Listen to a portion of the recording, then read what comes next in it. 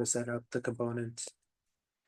So the easy way to typically do this is have your container, most outer container set as a div, then within that create a row, and then within that row you want to create columns, since in this row you're gonna have a column 1, column 2, and a column 3 set up. And so in this condition here, what we have is that this was always gonna have 12 columns here by default, but whereas this is gonna have 4 columns by always, because of how it's been divided between each of the class calls given here. And for it to look better, we have this simple information provided here, which is just a paragraph text. And you can see this is just simple paragraph text. Whereas here, we've now divided that paragraph text into 3 separate columns here with 1 row, of course, since we have this all in composed with a 1 row class. And now for it to look even better, here is a standard paragraph tag with breaks implemented into it. So you can see you have this segment here, 1,000 students have completed our workshop since the conception in 2016. Then there's a break and then the next line. So that's how it breaks each of these lines together. But do notice that this isn't like a bullet point or like list, since you can see here that although they have the arrow and arrow here, the attending course is popping up right beside where the arrow starts. Whereas in lists, that's not the case. They always stay within their boundaries. They don't pass beyond where the point where they're supposed to go.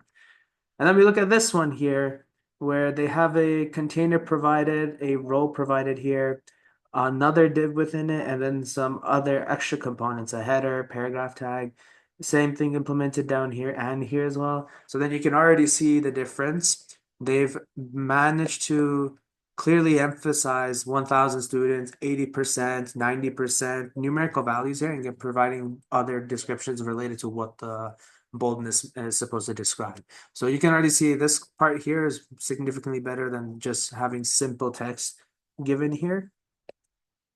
And so for the next exercise, you can try using the grids to add content to your page based on what you have previously developed. We'll give about 15 minutes for this exercise.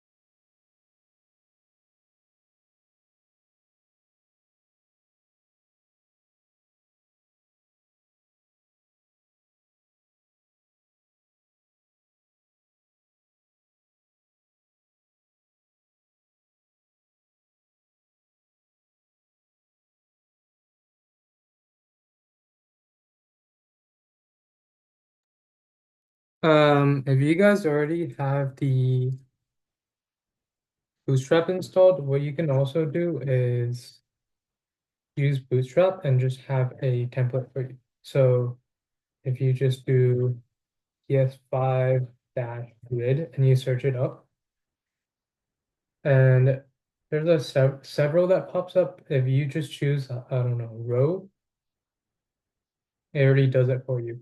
If you see right here. Yeah. So if you don't want to manually do it, you can just do it this way.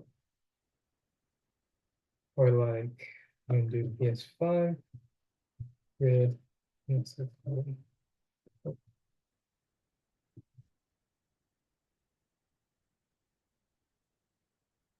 Okay, this one sounds good. PS5.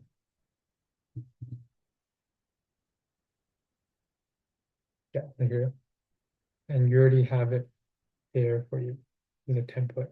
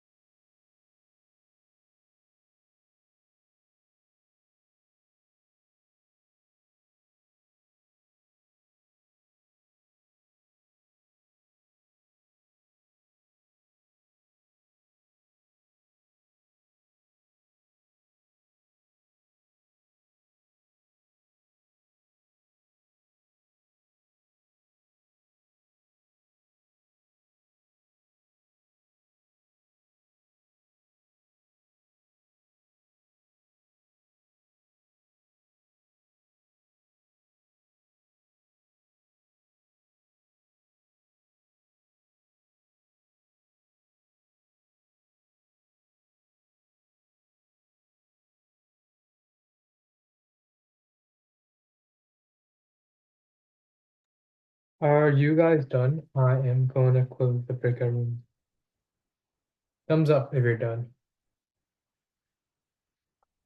Okay.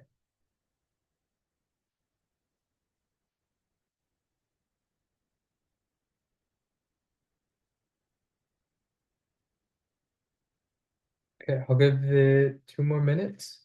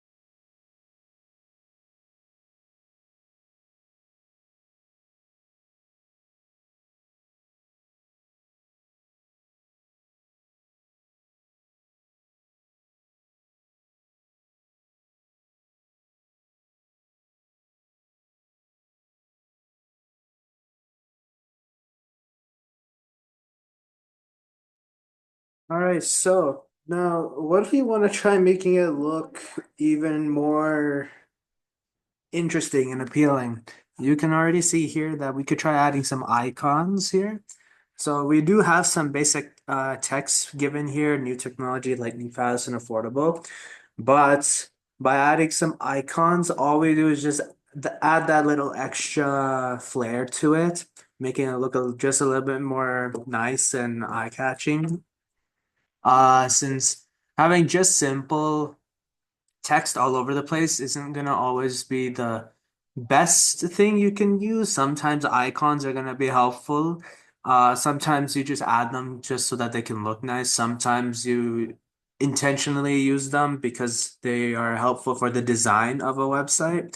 Some websites might have their icons as links, such as Instagram, X or Twitter, and I guess LinkedIn, for example. Those three, instead of having their entire text given, you might want to replace it with an icon of sorts, which will redirect you to those pages. So again, icons are going to make things much more better. Sometimes they are going to be very useful for the website. Sometimes they just add some extra design to it. And again, you can add the CSS in your head component with the link tag here. And this particular line here will have provide you access to the Bootstrap icons. And so the alternate ones of Bootstrap icons, they're the Noun Project, Pixel Art icons, Icon Monster, and probably other websites as well that you can find that provide icons. And then the way you have to implement them will be dependent on how they have requested it to be implemented. However, for Bootstrap, you can also use their default icons, which should be useful for the most part, unless you're trying to implement custom icons. So adding icons, you can see here on the Bootstrap, you can go on their website and you can choose the icon font, anything that you want here. You can either download it as an SVG file, or you could directly use the link that they provide. Both implementations will work. If you do download SVG though, then you'll have to make sure you implement it in a slightly different manner since it's not going to be exact same as just the icon font provided here. Although for icons such as these ones that they provide here are simple ones, using the code component is going to be pretty useful. And so icons themselves are text. And so if you're using the I tag, then you can make it smaller or larger based on the font size, and you can nest it into other tags as well. Moreover, the alignment can also affect how it looks. You can have it right beside the text, or you could have it on top of the text when you do the centered component. Again, both are depends on how you want to have your website look like. If you want it centered, you can have it centered. Again, this all it comes down to preference. And in order to center it, what Bootstrap provides is having the class given column text center. So the text center in particular is going to have the icon centered essentially right here. So you have your header given here, you have your first tag and your second tag here. And so with the first tag nested in, it'll pop up first here, then the second component will, which is the text itself, and then the p tag afterwards as well. And then this is applied to all three of the div classes provided here. And so you have examples like this here, where you have some emojis set up, some text right below it, and then some more information regarding it. And again, this in itself is implementing the icon being centered. And then in this condition here, you can see that the icon is beside the text. And so this is a not different way. Instead of having it on top, they have it beside. So again, it all depends on what type of layout is appropriate for the website and as well as what you prefer. So as you can see here on the University of Calgary website, you have the link here or the icon here. My apologies. You have the icon here and here as well. So again, it just makes it look nicer, adds more I guess appeal to it really. Instead of just text provided here, they added an icon here as well. So for the next exercise, what you will be doing is implementing an icon to the text that you already have created. Uh, we'll give about 10 minutes for just this exercise.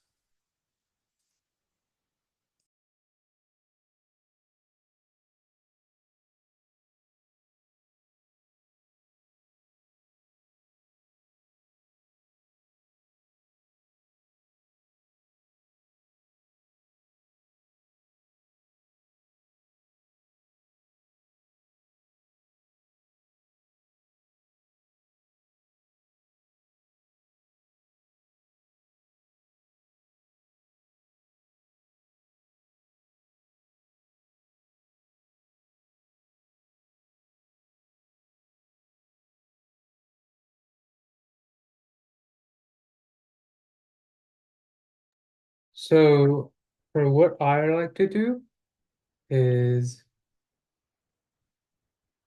a website called Font Awesome, and they have a free tier and a pro tier. But if you see anything that doesn't have a pro on it, it's free. So if I take this LinkedIn one, you can legit just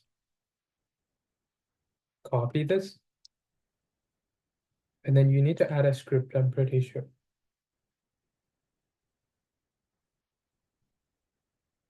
One second.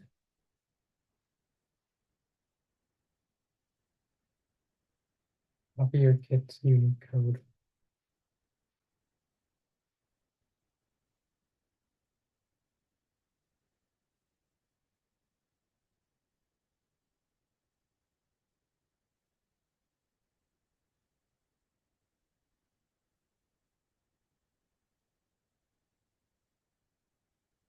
Okay, never mind. Okay, you can just download this and then put it in your folder. Download it, put it in your folder, and then you can display as an icon. So download SVG, and then I'm going to drag it into my project, LinkedIn brand.svg, and then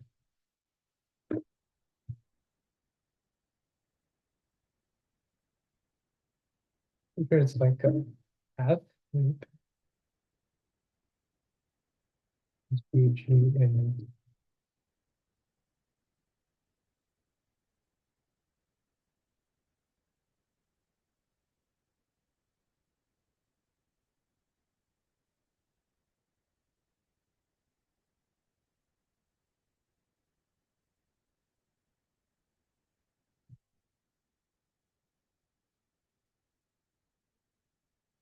I don't exactly remember how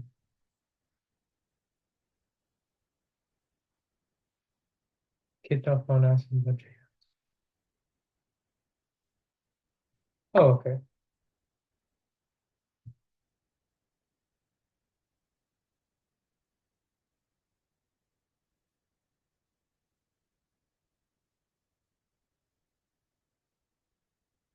Icon.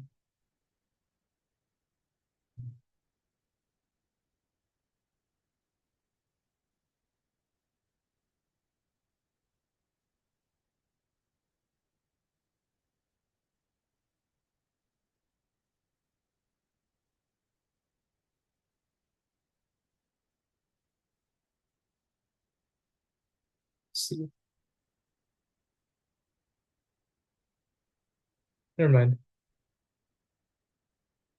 What was that thing?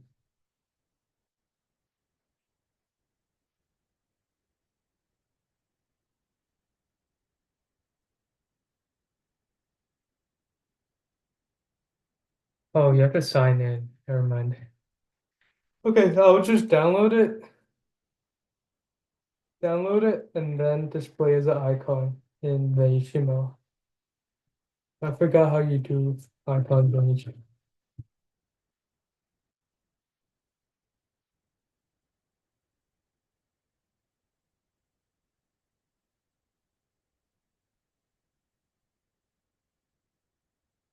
Okay, I will let you know if I find out.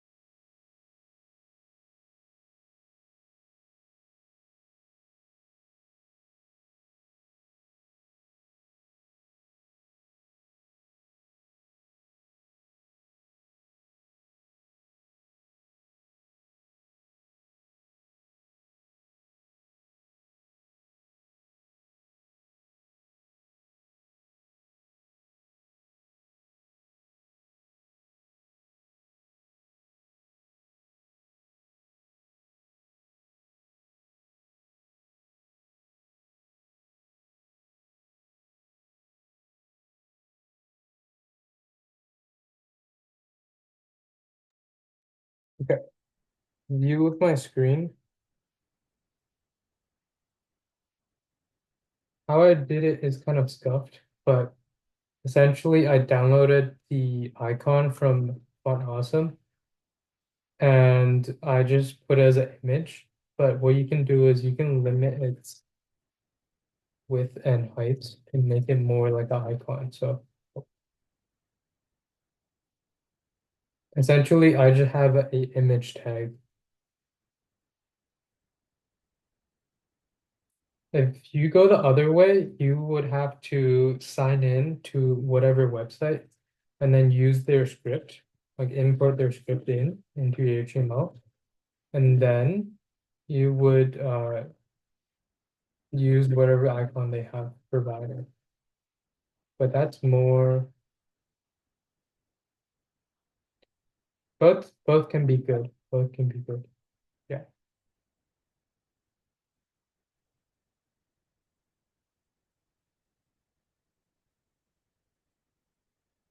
Okay. Are you guys all done?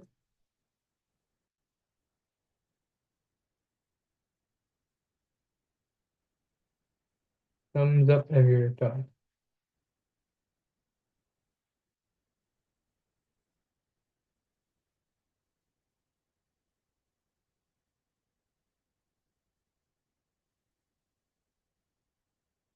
If not, let me know how many minutes you still need.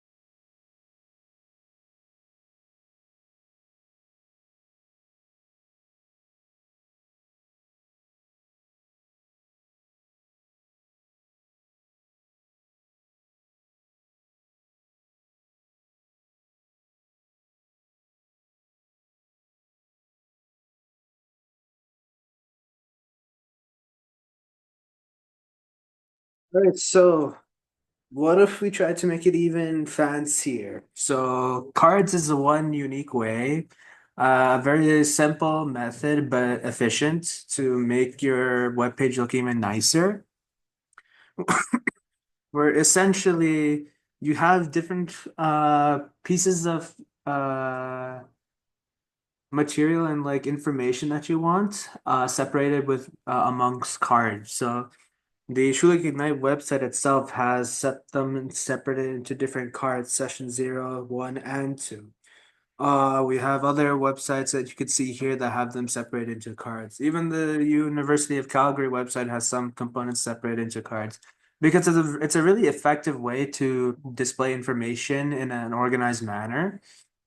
And at the same time, it looks really nice when implemented with all the components and features that can make it look really good. So you can see here on the website here, probably not here since it's shortened, but if you look at it on the full screen, you'll see the different cards and sections that you can check. And so the basic example and implementation of this is having a class card container with div. Within the div, you'll create a card body, and then within this body, you'll add your information that you want.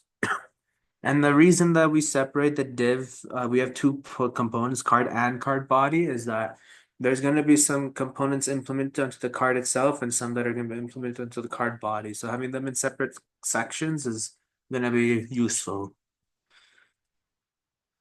And although that was just one card, they'll be much better implemented into groups. And so Bootstrap itself is really useful in implementing such a, layout where you can easily add your cards that you want. And if you want to add more, you can just copy the components that have already been created and make even more, as shown here. The color sizes that you implement on a website, we've already discussed about how choosing the appropriate size for fonts and choosing the appropriate color combinations on a website, since you need to know how each of them are set up. And so, given here for cards and the colors, the website itself will provide you information about how you can set up the cards and colors. And so, essentially with Bootstrap, they have their own convention of setting up the card colors. Especially here in the GIF that you saw, they've described each of the colors by dark card title and so on. And then those things you can implement on other parts of your website, such as the nav component I showed earlier. Uh, in some parts where there was a specific color setup, using these components here on visiting this website with the documentation will provide you information how you want to set it up. Now, considering for mobile devices, we need to make sure that the size of the cards can be dynamically adjusted as well as their positioning, since having cards, again, having one type of web page layout is fine for one particular type of page. However, if you're dealing with various screen sizes, then you want to make sure that at least the content displayed is appropriately shown, since having it in one style might not be useful for the user and they might not bother accessing it on their phone or whatnot. Even then, if you want to consider like much larger monitors, ultra wide screens and whatnot that you see nowadays, some of the material posted or web pages that you see are essentially designed for your standard typical screen display sizes. However, if you want, you can try adjusting it for even larger screens by manipulating size of those as well and how the information is going to be displayed. However, typically you mainly want to focus on three components, usually for simple monitor screens, your tablets, iPads, and whatnot, and then for your phones as well. So here, this provides the general information about how you can set up your grid layout from Bootstrap and what the essential condition, like what the general conditions are required. So provided you know what the container size is, then you can also set the class prefixes for each of them. And these have to be specifically designed like this since this is what's implemented in Bootstrap. General columns is going to be 12 for all of them, gutter width, and all the other conditions are going to be applied as well. And the pattern for grids, you can see here you have the column size and number of columns. And then once you define the number of columns you want, then you can manipulate how you want them shown in your web page with the rows and how you're dividing each of the columns up. So like you can see here, we have a class row provided here, but within the row we have call SM12 and then call large 6. So what we've really done here is define how we want the uh, columns to show up on a page. So this is how the text is, or cards are going to show up on a desktop, whereas this is how the cards are going to show up on a mobile device. And the sizes have already been predefined here with based on what the bootstrap has given. And again, there are different things. There are alternatives to cards because you have a card equivalent where they have it set up evenly all over the place. You even have the zigzag where you have information set up on alternating patterns as such. And again, it's all up to you on how you want to display your information. For this exercise, you can attempt to create a mobile friendly layout. However, we'll skip this exercise. If you wish, you can try implementing it by looking at the previous slides that I just mentioned regarding how you want to implement the dynamic aspect to your web page for the mobile, making it mobile friendly. And again, there's other designs you can look at and how they've implemented zigzags and such, equivalent card, and how even here you can look at this example, the text was manipulated and the way the layout was presented also changed. What we can do if we have a lot of data, accordions is a very useful tool since cards and such are nice. However, they're gonna only be good to a certain extent, obviously, since again, then you'll start reaching the territory of, oh, there's just too much information on the page. And so these drop-down accordion bars that you see here are useful to keep all that information compact. That way, it's not affect like it doesn't cause any strain on the user when they're trying to read the content. And mind you, this is only the condition if there's like a lot of data that it starts to become like lengthy and it's just a lot of text after text after text.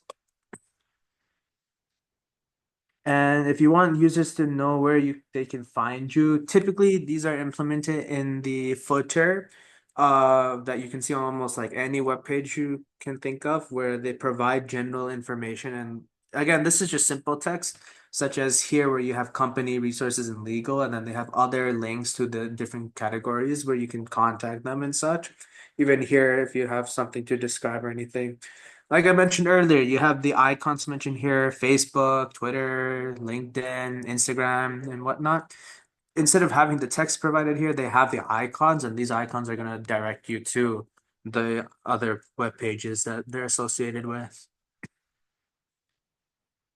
And where this all comes from is from the media query that we discussed about from last session, and especially with the Flexbox, which is really useful for manipulating different type of data across a certain screen size, and that itself is gonna change dynamically based on how you have the condition set.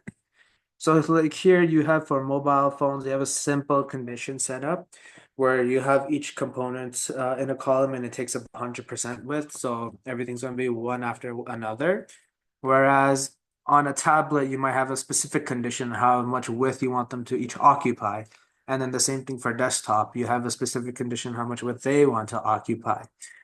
And so again, you can set these up in however way you want.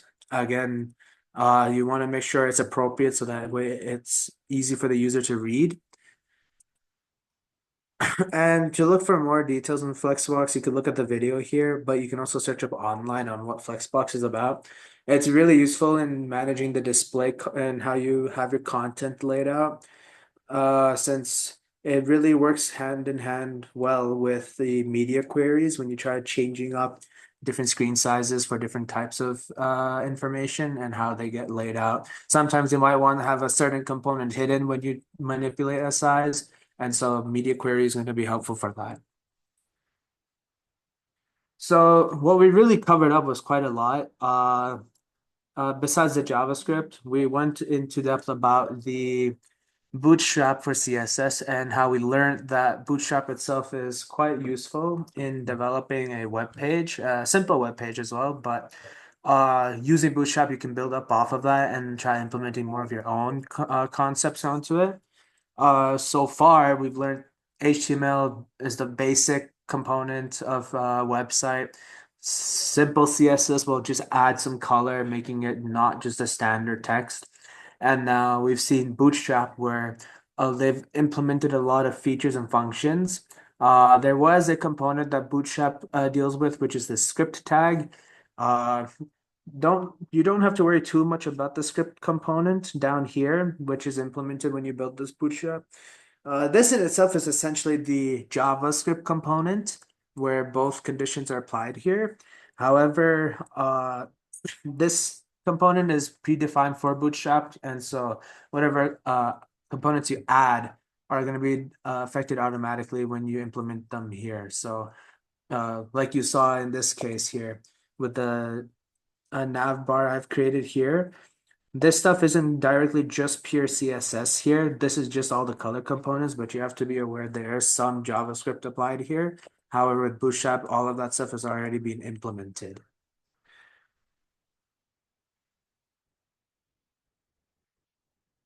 So for the end of session exercise, there'll be again three levels. Level one is going to be just a coming soon page for an album from the band. Again, you can look on the GitHub to see more about what the exercise is asking about.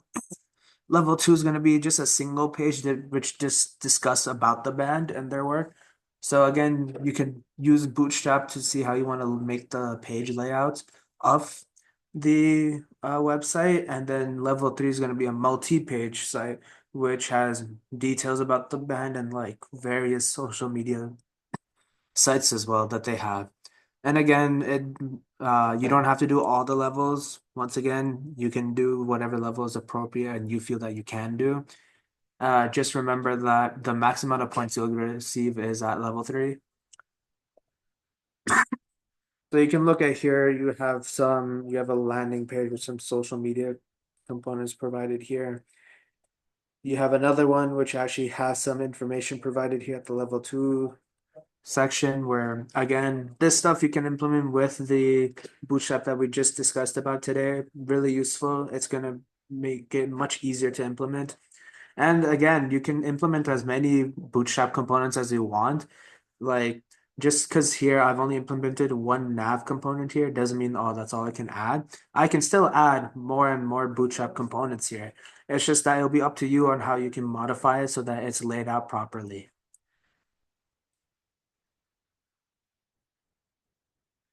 And for level three, it's going to be your multi-page design. So you can have links that direct you to different social medias, have them uh, you can have the link set to hashtag where it won't redirect you anywhere, but at least it'll be functioning.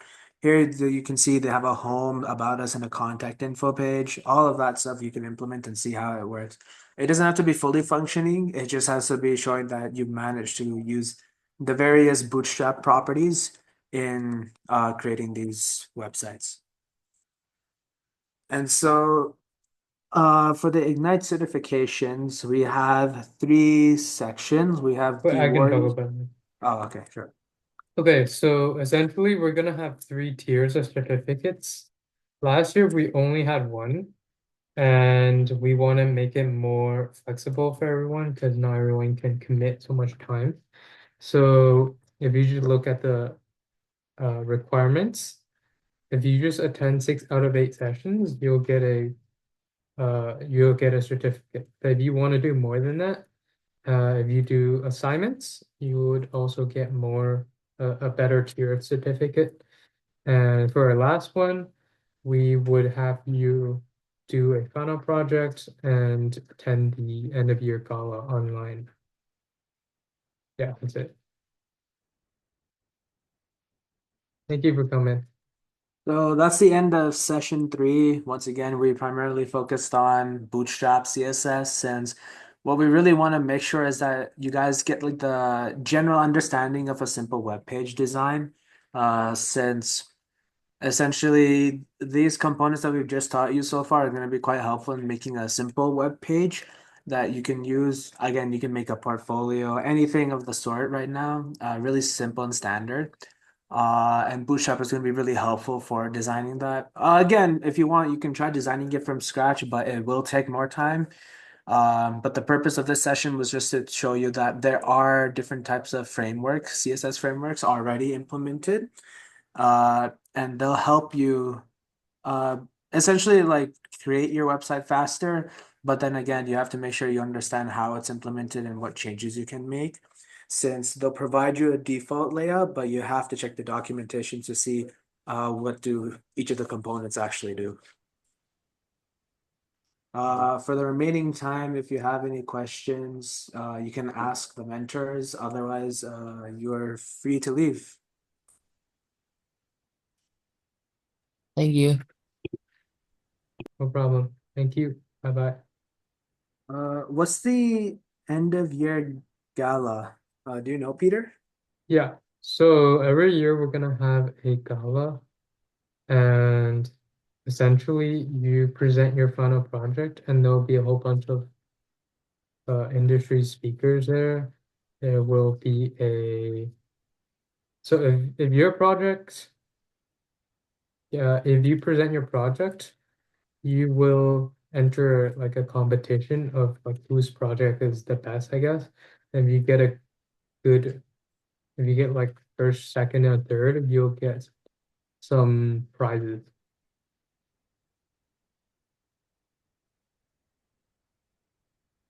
I encourage everyone to try attending the gala and see if they can submit a project so that way you can get some feedback from like much more uh I guess better professionals in the field and they can give you feedback on how like your project is like what are the good parts what are the best attributes about it and as well as if there's any uh upgrades that can be made to it, what they can be. But do try up trying to compete in the Galaga since it was a good indicator to see what your skill level's at by the end of all these sessions and your web development skills. So someone just asked me if you can get the highest degree without the gala. I'm pretty sure you don't have to enter the competition. You just have to be there. And essentially we will have a lot of I guess just guests and industry speakers. So if you're just there, we'll give you the highest level. It'll be a good way to also see what other people have done, and you can also learn from them and ask how they implemented their final project as well. Yeah. Okay. If you guys have no more questions, we're gonna ask you to leave. No problem.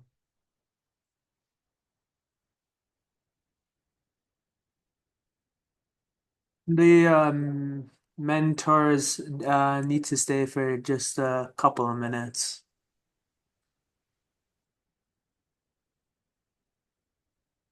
Okay, I'll just break us up.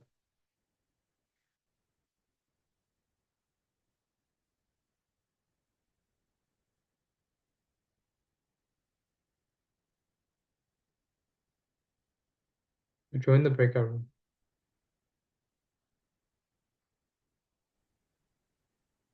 Yeah, hello.